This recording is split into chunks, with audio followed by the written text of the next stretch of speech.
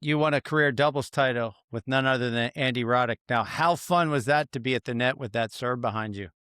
Yeah, it makes it really easy up there, picking off volleys, when, they say, "Hey, the net guy should cover, as much of the court, Right.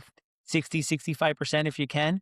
Yeah, it's a lot easier when it's coming 140 behind your head. So, no, yeah, obviously his accolades speak for themselves, but he's a great person and friend and, kinda just came about it at Indianapolis. He was just like, "Hey, I'm getting ready for I wanna get some extra matches on the court," right? It's the summer heat, leading up to the US Open. And, he didn't play doubles that often, but Mhm. he was like, "Hey, do you wanna go out this? I think it would be fun." And you didn't have to ask me twice. I said, "Yes, of Yeah. course." So, Okay. to be able to and he won singles that year also, so he won Nice. singles and doubles that year. But, yeah, it was a lot of fun to play with him.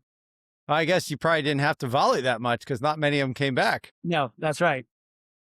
That's Just awesome. Balmanace's holding serve. It was just I just had to make sure I held my serve as much Right. as I could, you Yeah. know? Yeah. That's their only chance. Yeah. And then you just tee off from the baseline, right? Just take a whack at the returns. Yeah, and I mean, he obviously returns really well. So yeah, you're just putting as many returns in the court as you can, and Yeah. just you hope for to sneak out one break. Yeah. So Well, and it's interesting how it's not just serve and volley that if the return guy, that first ball strike is so huge in doubles, that pendulum can switch real fast if you face some good returners.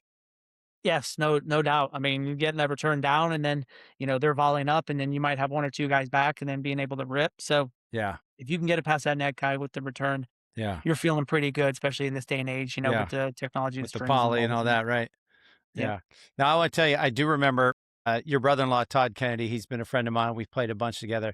I remember exactly where I was back in, I think it was, I'm not sure what year it was. It's in the 2000s. You were at the Australian Open. You had just won your second round match and you were playing Nadal next. Tell the world about, oh, I'm playing Rafael Nadal. How's that? Good night's sleep Yeah. beforehand? Yeah, I learned the hard way, right? I had come out of college, right? So that was really my first Grand Slam that I had kind of qualified into, and was actually an alternate, believe it or not, into the qualifying event, and then won 3 rounds of qualifying, and then the 2 rounds to play Nadal. But everybody was telling me, hey, there's this junior Rafael Nadal, blah blah blah blah blah. But he wasn't seeded at Australia at that point.